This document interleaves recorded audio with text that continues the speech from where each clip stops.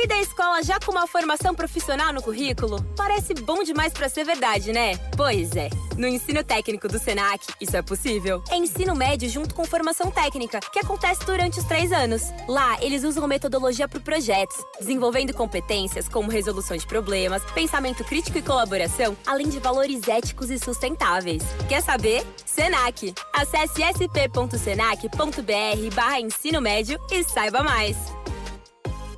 Hi there, I am Sara J Maas, and I'm the host of your new favorite show, Enneagram and Coffee. This podcast is dedicated to discussing the beautiful and hard parts of being human. We discuss the Enneagram, a personality map that is taking over the world, for increased self-compassion, personal growth, and healthier relationships. Listen to Enneagram and Coffee on the iHeart app or wherever you get your podcasts. Hunt's shock at seeing his former captor forces Bryce to step in to do what she does best, distract. After catching the attention of Micah, Bryce dismisses the governor's advances, causing him to lash out at Hunt. In an effort to find whoever's behind the missing horn, Hunt visits the Oracle, where he is warned to stay away from Bryce. The warning only brings Bryce and Hunt closer together as they prepare to finally see Briggs in person. The meeting does not go according to plan, and only Bryce is able to help Hunt get out of his head and his spiral of self-hatred. A quick meeting with Ruhn and his friends has Bryce showing off her firearm skills for Hunt, where things get tense and heated. The views expressed by the hosts are entirely their own and in no way represent the thoughts or intentions of the original author. This podcast is a discussion, shared to spark thought and conversation on the characters and themes of this novel. The interpretations presented in this podcast are just a few of the many possibilities. Listeners are encouraged to read along and share their own analysis of the text. Though the hosts speak mostly within the constraints of this book, series and extended universe spoilers may be discussed with or without warning. Explicit language as well as themes of sex, violence, abuse, depression, self-harm, and death will recur throughout this podcast. Listener discretion is advised. This is part 1 of this week's episode. Stick around for part 2, which releases on Thursday. Welcome to Book Talk for Book Talk, a podcast where we deep dive into the writing of your favorite novels. This season, we're exploring Sara J Maas's first installment in the Crescent City series. This is Jack. And I'm Amy. This week we're discussing chapters 31 through 37 in A House of Earth and Blood. The question we're asking ourselves this week is there a difference between love and loyalty for these characters? The theme we'll see in this section is vulnerability. Chapter 31 picks up with Sandriel and Micah on one end of the comitium and Bryce and Hunt on the other, and it's a shit show.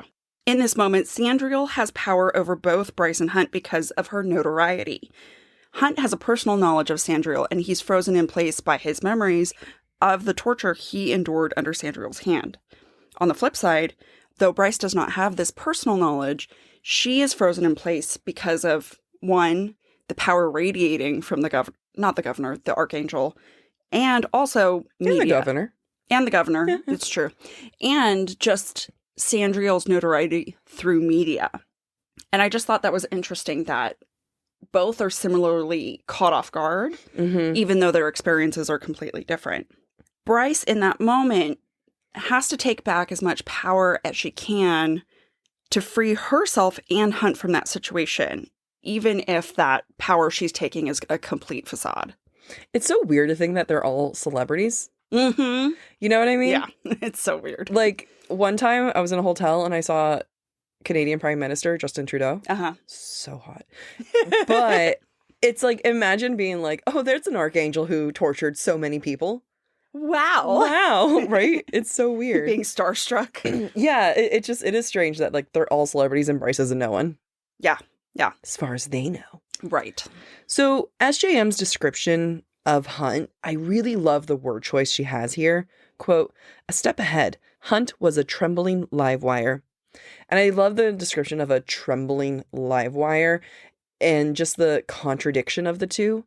Because trembling obviously indicates some form of weakness, right? Like you're just shaking. And a live wire is a live wire. It's an electrocution wire where, like, you know, you don't want to touch it. Otherwise, you'll be electrocuted, which is, like, again, perfect for Hunt. Yeah, because of his lightning. Yeah. It also makes me think of, like, a downed power line. Mm-hmm. How it's Mm-hmm. lashing out back Yeah. and forth, and you don't know where it's going to hit. Exactly. And I could see Hunt being that right now. I mean, you don't know what he's going to do. He's Right. not bowing. He's like, are you going to try to kill her right now? Like, Yeah. what are we doing here, Hunt? What's the long game? And we're going to see later on, I feel like, a similar-ish description of Bryce. As I wrote my note later, I was like, you're reaching, Jack. But I feel like I'll build it up by then. Okay. I am trembling with anticipation. Bryce diffuses the situation by playing her role, the party girl. Quote, Bryce stepped closer to his side, flicking her ponytail over a shoulder. She took her brand new phone out of her pocket, making sure the sound was cranked up so everyone could hear the loud click, click, click as she snapped photos of the two archangels, then turned, angling herself and the phone to get a shot of herself and the governors in the background.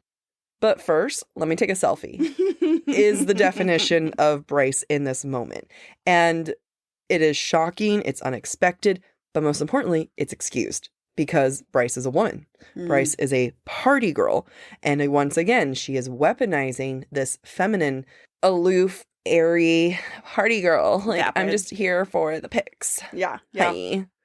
And again, which is funny because if anyone actually knew Bryce, like, she wouldn't give a fuck about taking a photo of anyone. But her personality is like, do it for the gram.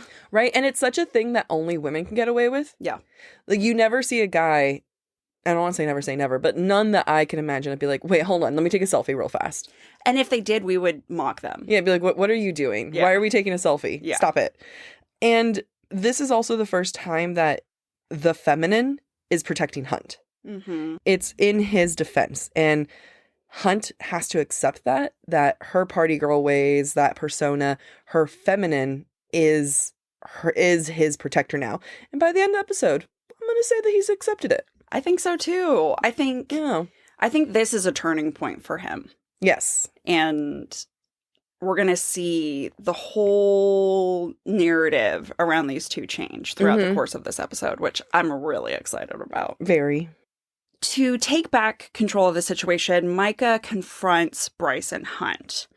And in that moment, Bryce is trying to remind herself why she's not afraid of Micah because, again, the power radiating off of Micah and Sandriel is overwhelming, and her instinct is to be afraid. Bryce thinks, quote, too fucking bad that Micah was about as warm as a fish at the bottom of a mountain lake. Too fucking bad he used Hunt like a weapon, dangling his freedom like a dog treat. On one hand, in this description, Bryce is recognizing that Micah uses his position of power to reduce Hunt to a weapon or a dog, just beneath him, basically.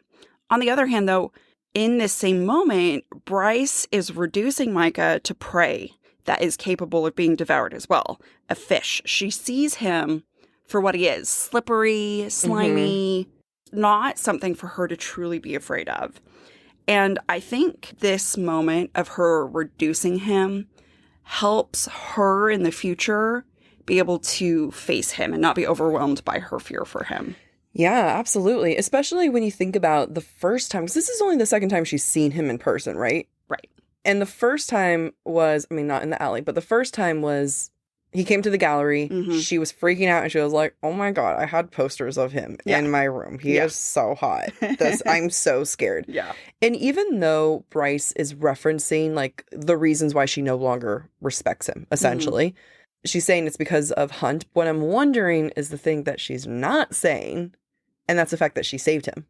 How much is his mystique, his power, his danger of like being the governor kind of disappear when it's like she survived and he didn't and she saved him. Yeah. That's a great point. And it's curious that she is so overwhelmed by his presence that she can't even remember that in this moment. But she's so overwhelmed with her disgust of him. Yes. It's like not even overwhelmed by his awe. Yeah. You or know? how built he is or whatever the case is. It's more of like oh, you're a douche. Yeah. I'm not even going to like remember that time I saved you. Which like, it's almost like imagining that's like, you have a life debt now. Yep. So you owe me. That's right.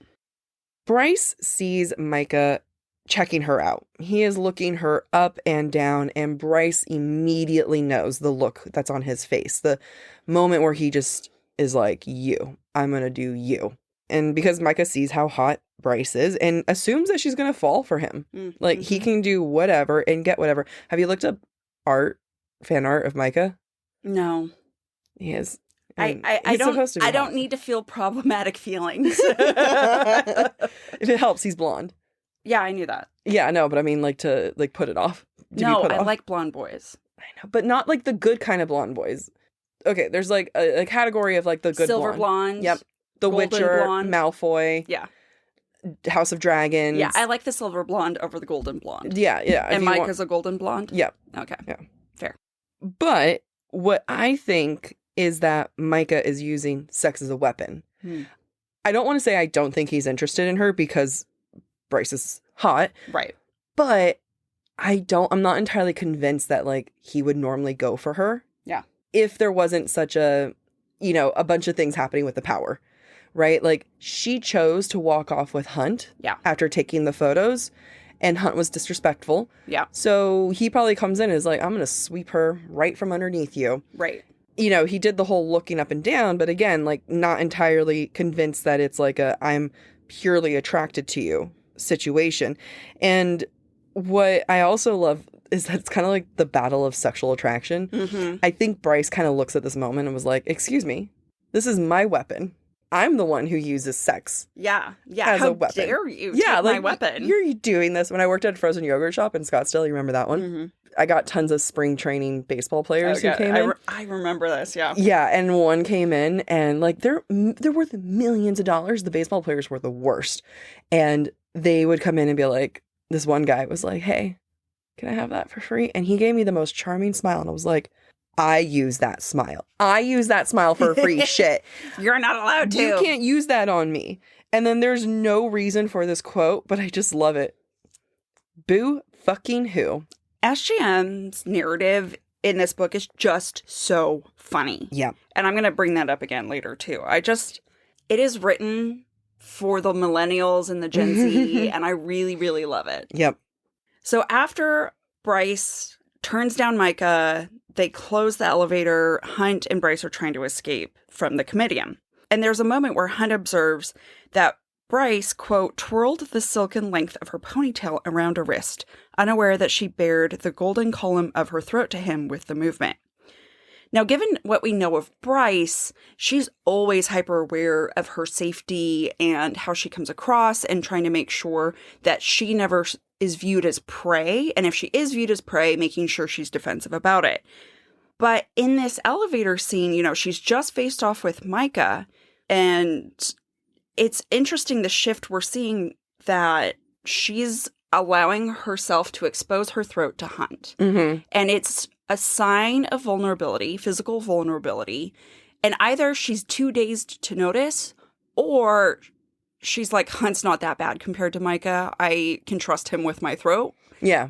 Compared to Micah, who would definitely take a bite out of it. It's symbolic, and Hunt would notice. Oh, yeah. Hunt definitely would notice. Which he did. Right. We're reading it. And it's coming from his point of view. And on one hand, we could choose to see this as a predator thing, seeing an opportunity for attack.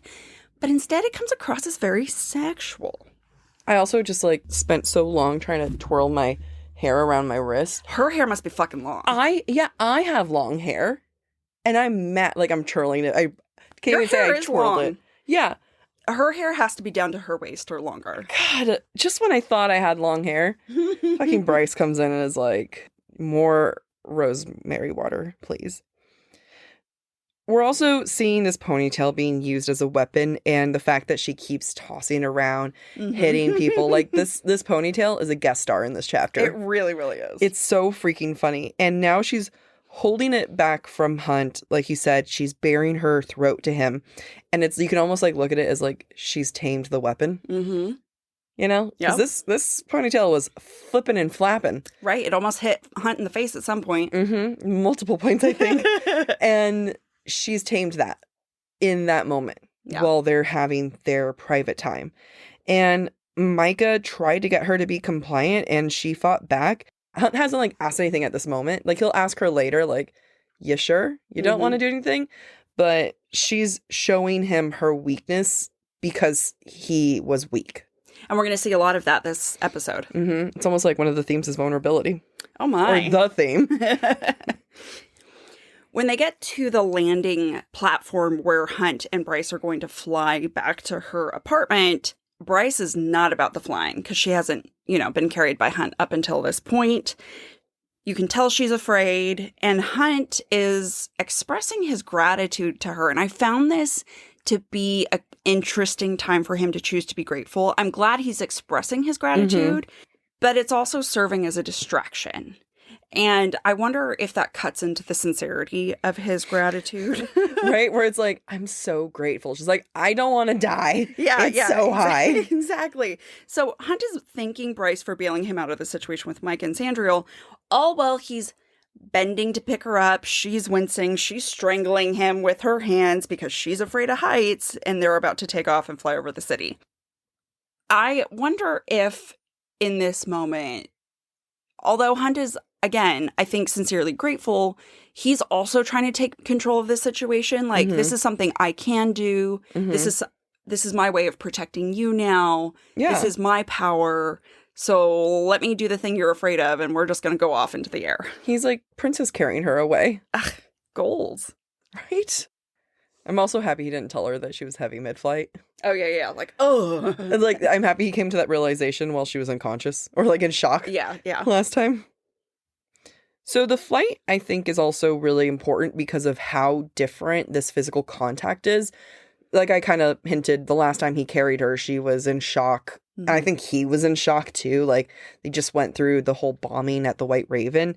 This time, they are both super aware that he's carrying her. Yeah. We're getting the description of him putting his arm underneath her legs and behind her back. She's wrapping her arms around him. And they're up in the sky.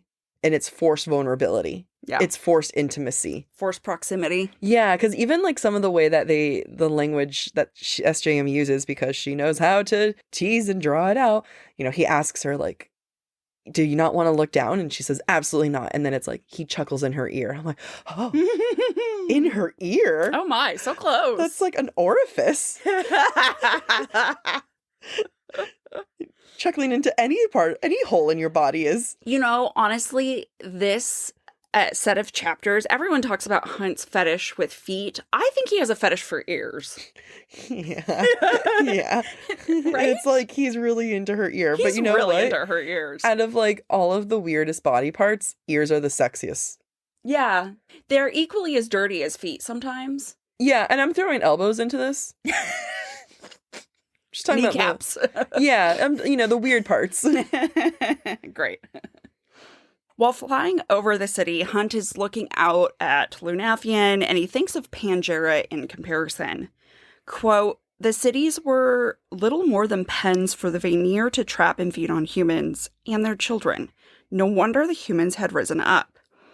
I point this out because Hunt is feeling empathy for humans in this moment because he too was once a slave in a pen. I think that's an important foundation for as we dive into this episode and we meet Briggs for the first time, because I don't think we've seen a lot of empathy from Hunt for humans, and that's all going to change very rapidly. I have a note on that later. Oh, yay. Yeah. As Hunt and Bryce are still in the air, Hunt sees, quote, the sunlight glowed off of the white stones of Luna's temple, and, as if in a mirror reflection directly across from it, seemed to be absorbed by the black-domed oracle's temple, his destination tomorrow morning. I've made a case before in the past that I feel like Bryce is metaphorically Luna. I'm not saying that she's actually Luna, unless that's what happens. I think in this moment, Hunt sees himself as the dark temple, and Bryce is that light temple. Hunt, we have to remember, he's in a funky place right now. He's, trying to get his head straight, and Bryce was his light in that moment. He was she was the saving grace. And I think that this is him almost thinking like, I'm absorbing her light. I'm so depressed. I'm in such a dark space that I'm just taking her joy and ruining it. I like that. Thank you. Especially when he's like, that's my destination tomorrow. I think it's almost like an extra, yep, that's me. Yeah. An extra, like, tying those two threads together of these two things are associated. I like that. Thank you. When Hunt asks Bryce about her rejection of Micah, she says, quote, so just because I saved his life doesn't mean I'm destined to be his girlfriend. It'd be like banging a statue anyway. And I love it because her reason isn't, okay, let me see if I can describe it. So Hunt is saying, hey, don't you want to sleep with him? And she's saying, just because I saved his life, not just because he's super powerful and hot. Yeah. Do you know what I mean? Like, it's such an interesting moment where if you were to be like, hey, Jack, don't you want to sleep with Theo James? The obvious answer is yes. But you would think, be like, no, just because he's hot, just because I saved his life. Like, I was like, no one made that connection. Like, just, if I've saved people's life, I don't think I deserve to have sex with them. Yeah, but I would say in some ways, SJM's making fun of herself. Go on. Think about Aelin and Feyre and the individuals who have saved their lives. I would say at least 75% of the time they slept with them. Yeah, that's fair. I should save more lives.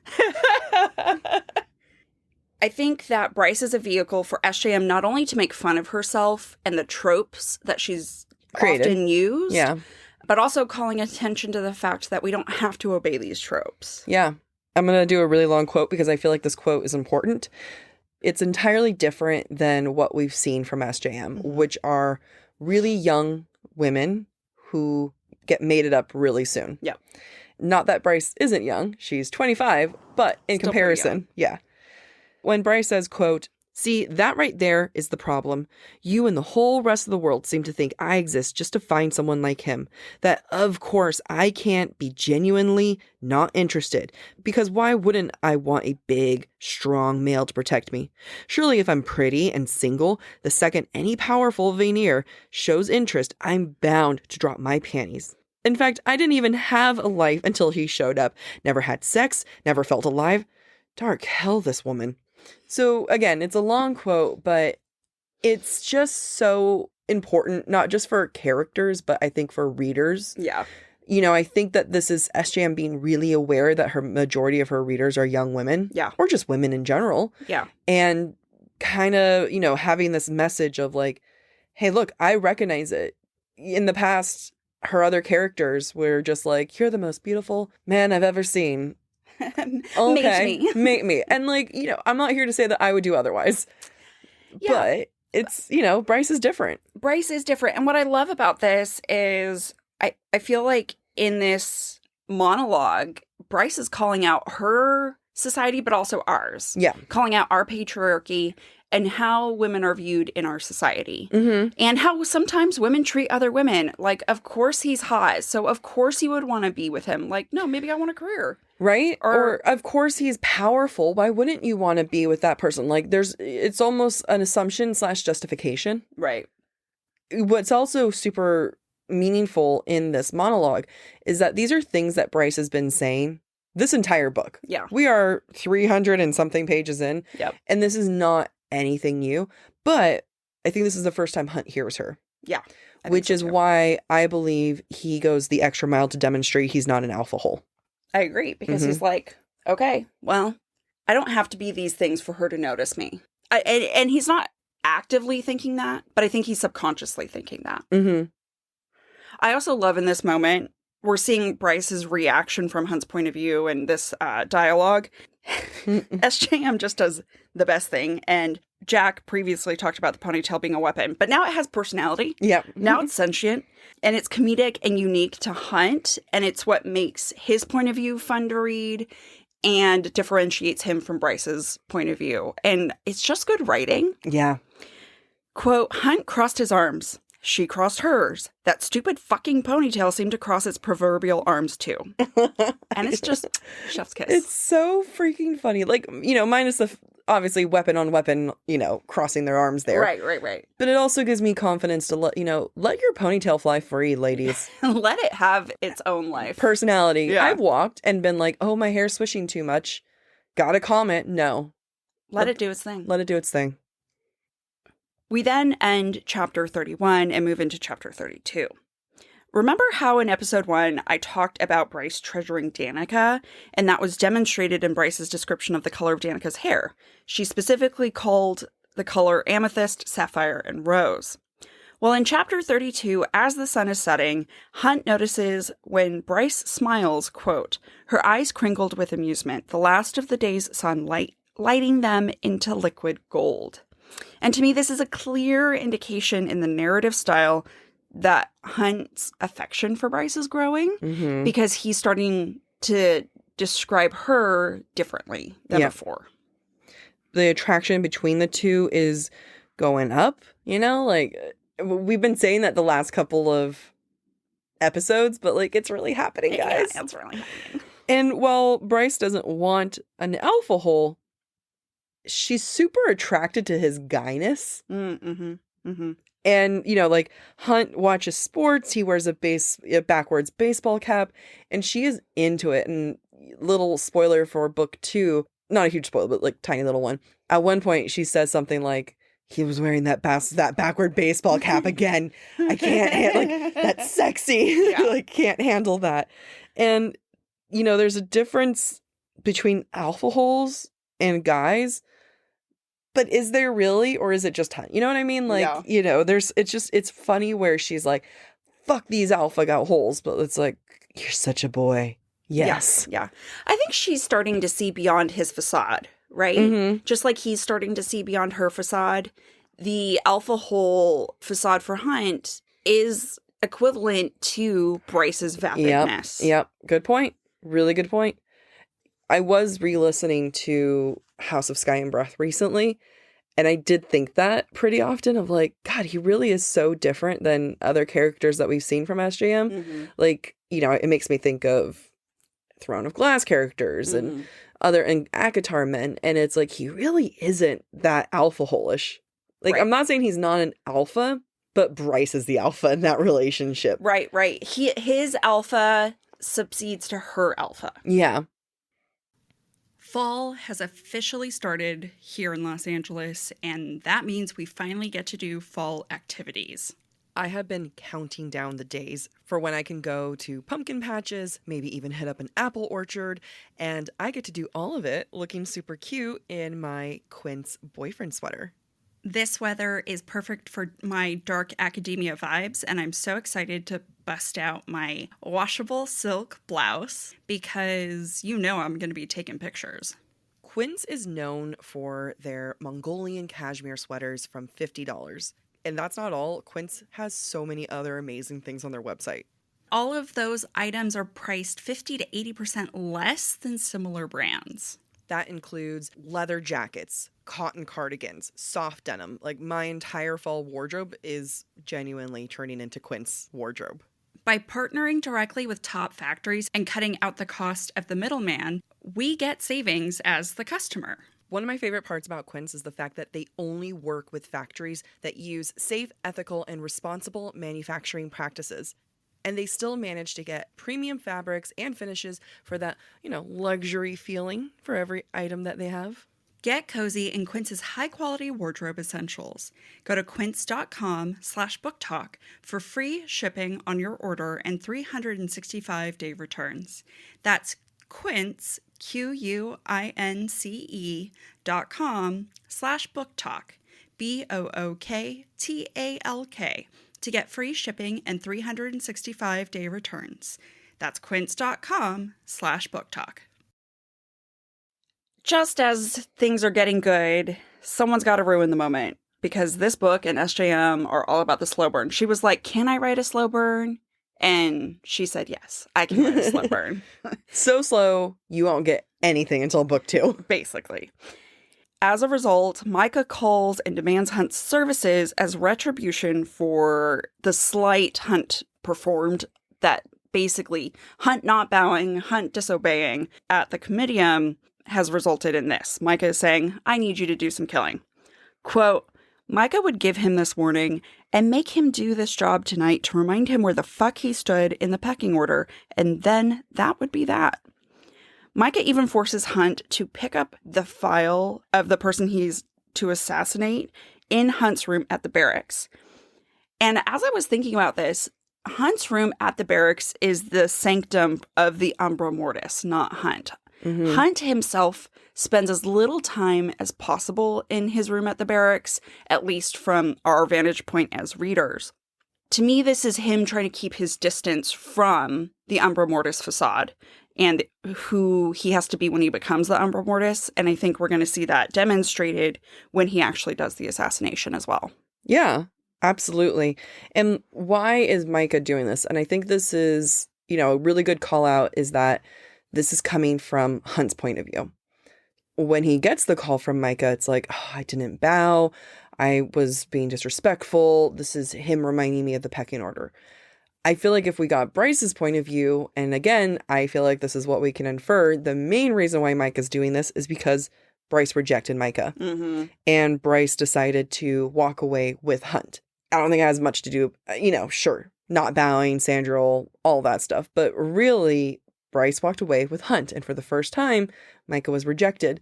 And I love that we're not picking this up from Hunt. Yeah. He's taking the blame. Yeah. Had this been from Bryce's point of view, I think she would see exactly what it is, why Micah's doing this. But as readers, that's what we can infer. I love that you pointed that out because it is, in some ways, Micah being like, well, fuck you, Bryce. I'm going to take away your company tonight. Exactly. Now you can be alone. He hurt both of them in this move. Because that's what Micah does. Yeah. So we then get to the point in the chapter where Hunt performs his service to Micah, a.k.a. he's assassinating a cougar shifter. And in this moment, we see a shift in the narrative style. It's distancing, it's dehumanizing in the way we understand dehumanizing, not because he's Hunt not is human. Yeah. Let me read this quote. Every utterance dragged Hunt further away, until the arm he outstretched was distant, until the gun he aimed at the male's head was just a bit of metal. The male had done horrible things, unspeakable things. He deserved this, deserved worse. Hunt was nothing but a shadow, a wisp of life, an instrument of death. He was nothing and no one at all. Hunt, in his own mind, reduces himself to an object. He loses his identity. Just like Bryce previously accused Micah of doing, it's become almost a prophecy. And we see in this moment also Hunt dehumanizing the victim to help him justify his actions. And it's a funny parallel because is that not what Bryce did to Micah at the comitium? It's the same thing, but in a less positive way. Yeah. I'm sorry, listener. We talked about not wanting to bring in comparisons to other SJM characters.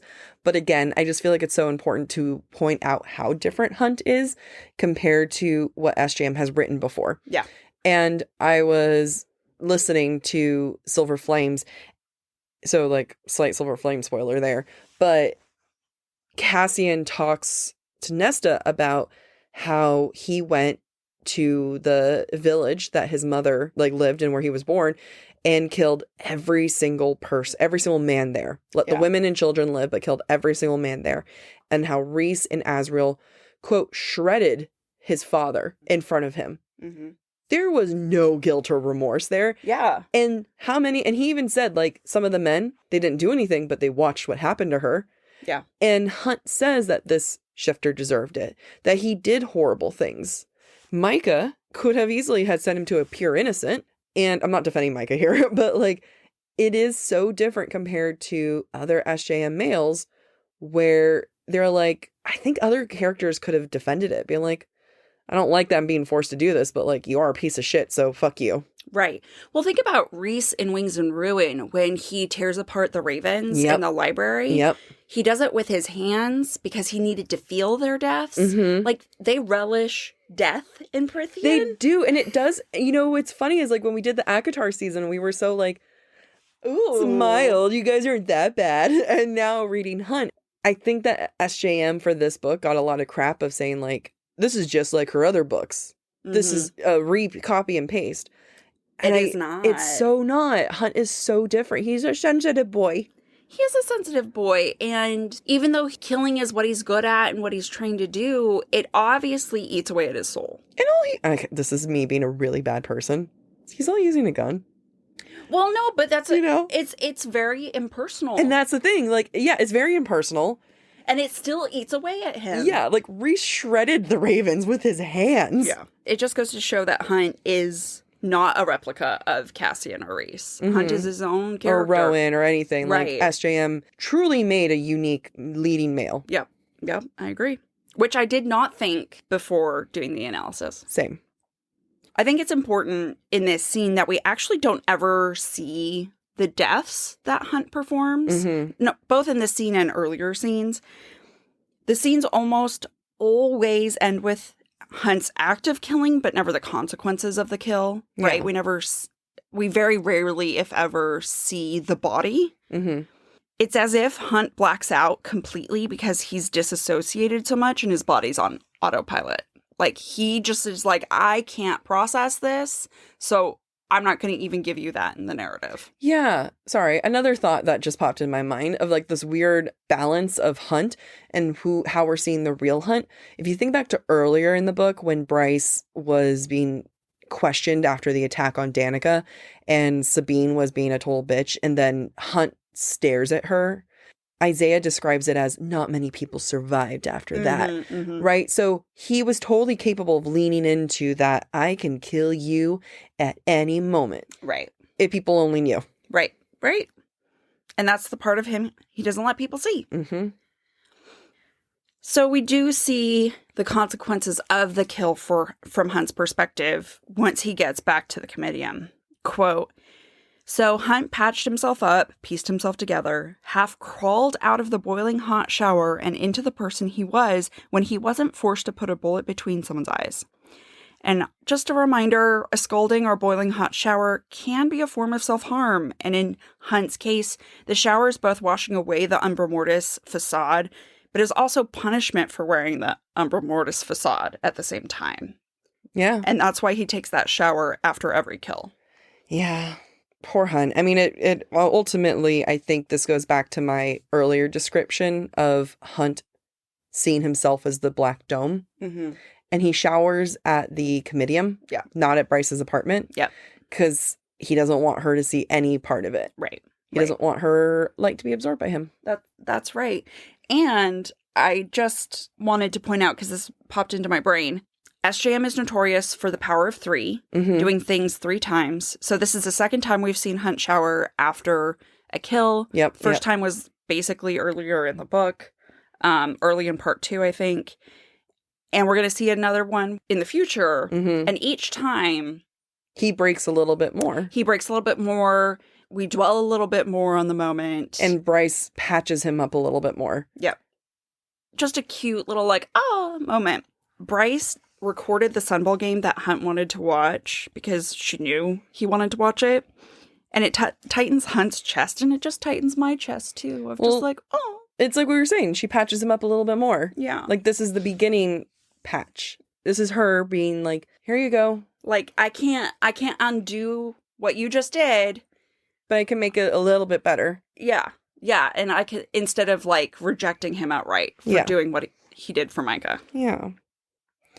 We enter chapter 33 and Hunt is visiting the Oracle and it smells like crap there. Rather, it smells like sulfur. And if anyone smelled sulfur before, it smells like rotting eggs. That's what people describe it as. I can't tell if I've ever smelled sulfur before, if I just heard about it so much. I want to say I have. I want to say Arizona is sulfury. It is. Well, think about the hot springs. When we go to the hot springs. Thank you. There's a lot of sulfur. You said it so confidently. And I was like, when have I ever smelled sulfur? Now, here's like just a fun fact and stuff. When I was like really into like my ghost hunting TV show days, a lot of them talked about when you smell sulfur, it's the scent of a demon nearby out of randomly.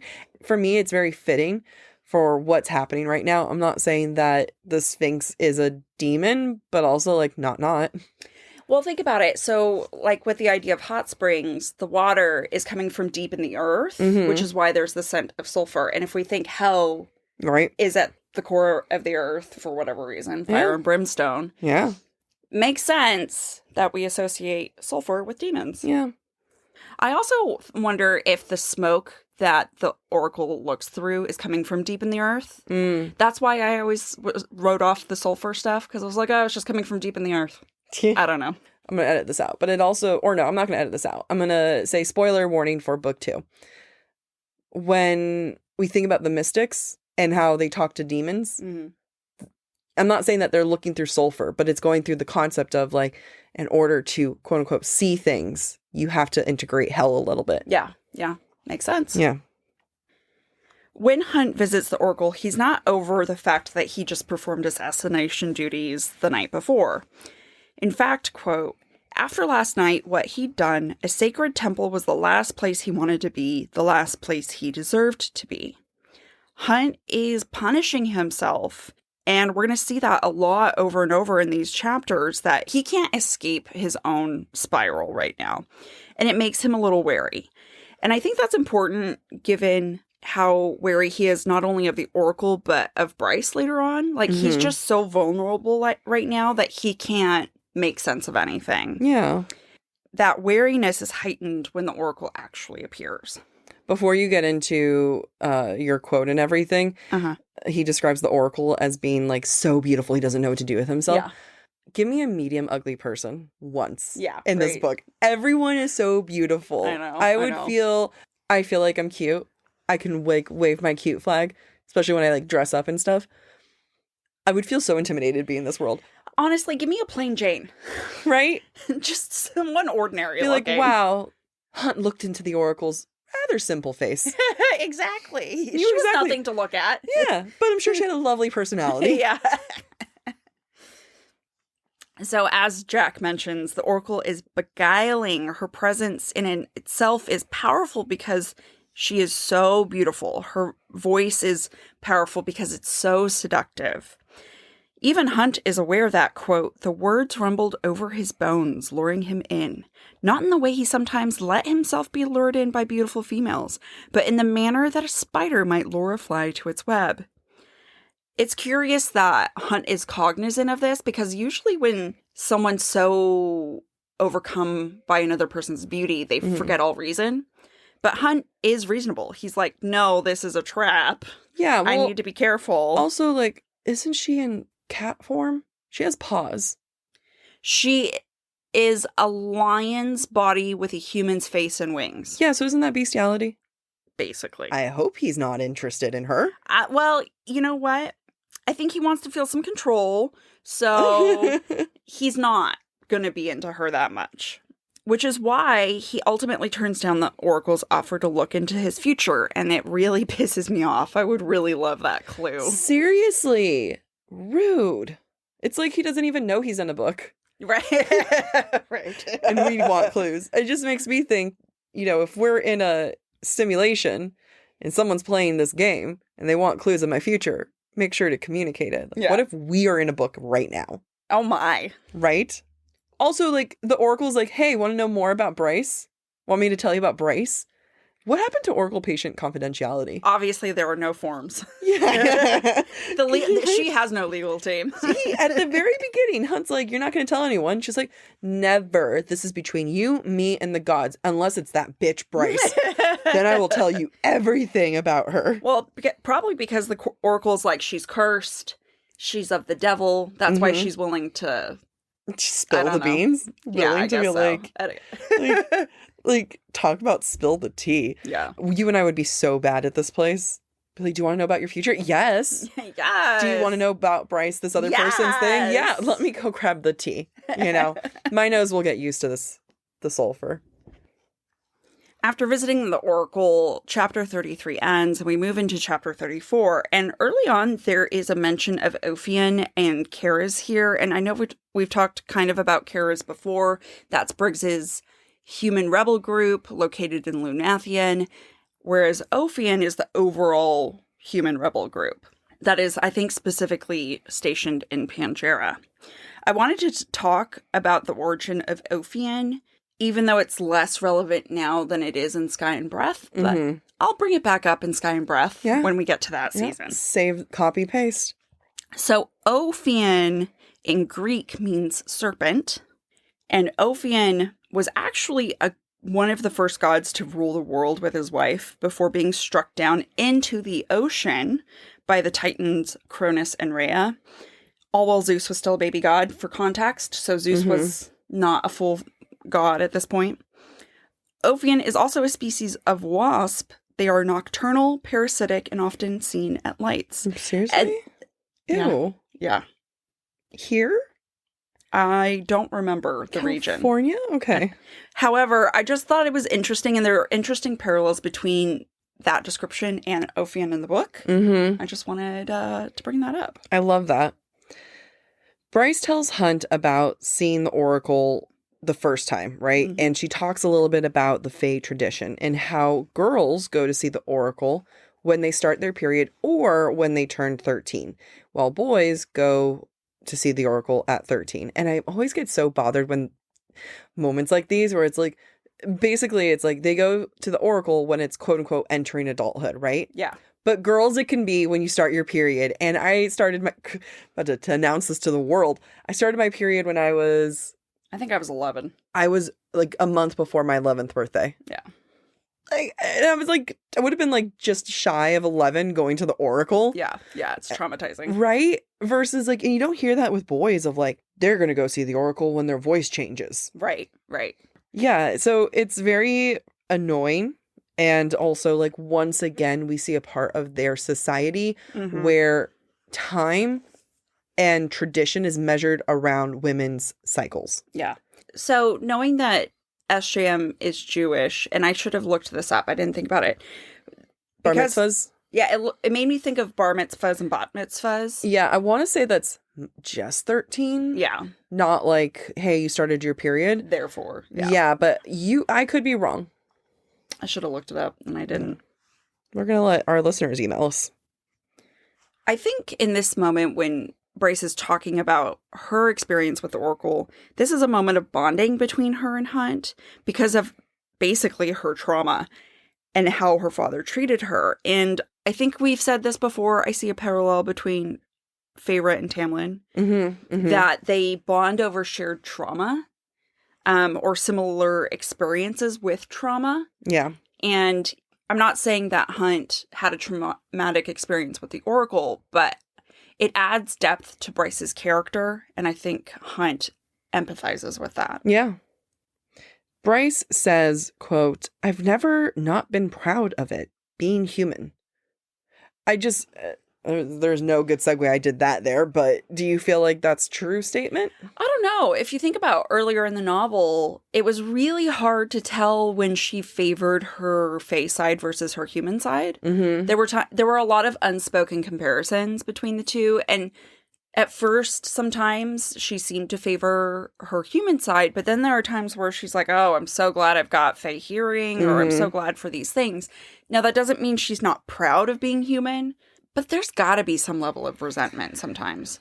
I don't see her being completely proud of being human. I mean, her saying, like, I've never not been proud of it. I don't believe that. What I read into this is I've never been traumatized by my human side. Like, she's never not been proud of her mom, of Randall. Yeah. Versus she's only ever been disappointed by the Autumn King and Ruhn. Yeah. No, it's a great point. Thank you. Bryce, we'll talk about this in therapy. I love that point because she's not looking internally, she's looking externally. Mm-hmm. She is proud of the humans in her life. Yeah. Where she's not so proud of the Faes in her life. Yep. Great point. Thank you. Let's take a moment to appreciate that Bryce's father, quote, "called me a worthless disgrace, stormed out. By the time I caught out, he'd taken the car and left. When I got back to his house, I found my bags on the curb." She's 13. He said that to her at 13. And the only reason why she got out of there is because she was able to, is because Ruhn gave her cash. Yeah. The Autumn King forbade Ruhn of helping her. Yep. She's 13. Why is he so upset? Now, you and I are convinced that the Autumn King's going to have a bigger role in book 3. Now, once again, this season, like, we haven't read book 3 yet. It hasn't come out in recording. So freaking close. We're so close. But there's something about the Autumn King that I find to be very interesting because I feel like Bryce and Autumn King are compared so much by Ruhn. And we've seen that several times in this book already, where Ruhn says, like, God, Bryce reminded me so much of our father, of the Autumn King. He never says our father, the Autumn King. And then when I was rereading Hosab, he says that so many times. Yeah. Where I'm like, what's happening here? Like, there's a clear parallel. Right. And Bryce is so good. And again, I feel like the Autumn King has done enough shit that we can guess that he's not good. Yeah. But that kind of reaction is so intense that it's like, there's got to be something more. Well, think about it this way. Ruhn has already seen the Oracle, and his prophecy that he told his father was really lackluster. Like, he'll be a fair and just king. Yeah. Well, the Autumn King was disappointed because it wasn't greater. Mm-hmm. And now he has this child who the Oracle has it out for her because she went blind for a week because... Yeah, but wouldn't he assume special? No. Like, and that's no. But, I mean, I'd be like, good job, honey. You scarred her. I think whatever his motivations are, whatever his agenda is that's going on behind the scenes, I think he was relying on one or two of his children to help further it. And their prophecies don't align with what he needs from them. So what I'm hearing there is that there's a specific thing he needs to hear. Yes. And I'm wondering, and that's the thing that he's doing behind the scenes, where it's like, there's a thing that he's not hearing. But yeah. God, I want book 3. Apparently, there's been tons of grocery stores that have accidentally put out CC3. And people have been buying them. Yeah. I wouldn't know what to do. I would buy it if I saw it at Ralph's. Will we read it? Absolutely. I wouldn't tell anyone anything. Could you tell me? I would give it to you to read after it was done. And then you'd be like, you'd give it to me with big eyes. Like, yeah. So we might stop by Ralph's. Okay. During their research, Bryce and Hunt talk about Parthos, and Hunt does not take Bryce seriously for believing in Parthos, and I don't like it. But I will leave my discussion for Parthos in the breadcrumbs because it is very spoilery. Hunt, having not taken Bryce seriously about Parthos, now also doesn't take Bryce seriously when he lets her know they're going to see Philip Briggs, and she says she's ready. And I wonder, does he actually have a right to push back? Because Bryce pushes back at his pushback, and she's pissed. Yeah, she's pissed. I mean, he also kind of set her up to be pissed, because she was saying, like, what? Humans weren't too busy being essentially like cavemen to be able to have such intellect and stuff. Yeah. And spoiler for book 2, Hosab, and I feel like it's important to talk about it here, is that, like, this is such a clear moment of... In book 2, Bryce doesn't tell Hunt about finding a meal. Yeah. And she says, you don't understand humans. You don't have compassion for humans. Yeah. Yeah. And this is that moment. Yeah. Where when I was listening to that, it's funny because I was like, I finished that book and then I was like, interesting. I'm like, I don't really agree. Like, I feel like you're too harsh on him. And then immediately read this. I was like, Bryce. Well, I think what it is even though sometimes there's Hunt able to make those empathetic connections, like when thinking about Pangera and the cities being pens for humans, he's able to make that connection. But I think he is a product of his environment, and he's a product of propaganda, of misinformation, and whatever narrative the Asteri have been spinning, because what else could there possibly be? Yeah, you and I talk a lot about in writing inherent biases and how authors really have to dig deep to say, okay, there's, you know, I'm not hateful, I'm not racist, I'm not all these things, but I was brought up in a society that is, and I have to make a conscious effort and recognize and humble myself to see when it's happening in my own writing without realizing it. Yeah. And I think that that's the similar thing that's happening here with Hunt, where there are those inherent biases of humans, where he has empathy, he doesn't hate humans, but he lives in a world that does. Yeah. And he hasn't done the work yet. Right. After Bryce sends Hunt away so that she can collect herself, Lahaba tries to convince Bryce that Bryce needs friends, and Bryce doesn't want to hear it. When Bryce pushes Lahaba away, Lahaba says, quote, "You can be as cold as a reaper, Bryce." And I really hope that's just a turn of phrase. What I like about the scene, though, as much as it hurts me, is that we get to see a parallel between Bryce and Hunt in this moment.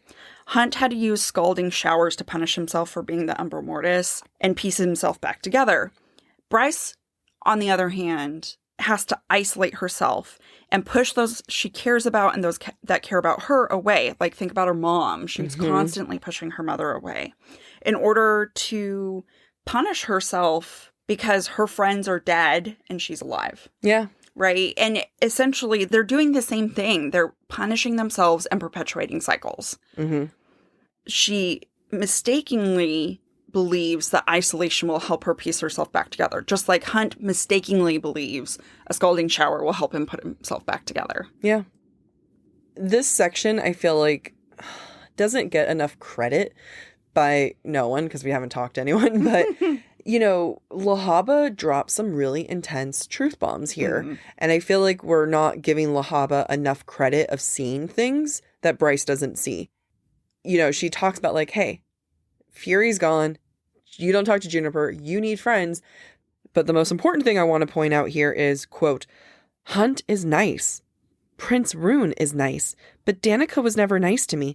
Always biting and snarling, or she ignored me. Watch it. Said Bryce.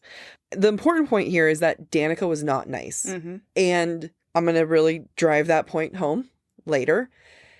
And I don't even think book 1 or 2 that Bryce ever had that moment of Danica was not a good person. Right. And we talked about it in episode 1 that Danica's an alpha hole. Yeah. And she was the only alpha hole that Bryce could accept in her life. And this, for me, when Lahaba's like, Danica was never nice to me, is the first crack in the Danica memory. Mm-hmm. Where Lahaba's throwing a rock at Bryce's image of Danica, then Briggs is going to throw a rock, and it's just going to compound over and over until it shatters. And it's really messy because the rocks, I mean, like this rock, I feel like is a true rock of like, Danica wasn't nice. Yeah. And again, if Danica was a good person, Bryce wouldn't have sold her soul to save her. Yeah. Because it's like, okay, you've done shit, but at least you were always good at heart. Yeah. That's not what she said. Right. She sold her soul. But what Briggs does, what other people do, there's always that hint of like, but she cared about the humans. You know what I mean? Right. So I don't know if we'll ever get that full shattering of Danica that I feel like she deserves. Because I suspect we might, because Bryce is close to her wit's end in Sky and Breath. Yeah. With all the lies that she keeps uncovering that Danica hid. Lies that she didn't. I mean, we'll get into it when we talk about Sky and Breath, but like not necessary lies. Right. Exactly. And I think there's got to be a reckoning in Bryce's own brain about Danica. She's got to make peace with it because she's not at peace with it right now. You're right. I mean, it's such a big theme in book 1. We're going to see it be a huge theme in book 2. I can't imagine that suddenly stopping in book 3. Yeah, agreed. Thank you for listening to part 1 of this week's episode of Book Talk for Book Talk. We encourage you to rate and subscribe to our show on your preferred podcast listening platform. Tune in Thursday for part 2, where we finish covering this week's chapters. We would love to hear your thoughts based on today's conversation. You can submit your comments to our form at booktalkforbooktalk.com for a chance to have your feedback discussed during a future mini episode. If you're enjoying the podcast, please visit our website, booktalkforbooktalk.com, to view our latest merch and learn about supporting the show through Patreon, Ko-Fi, or Venmo. Bye!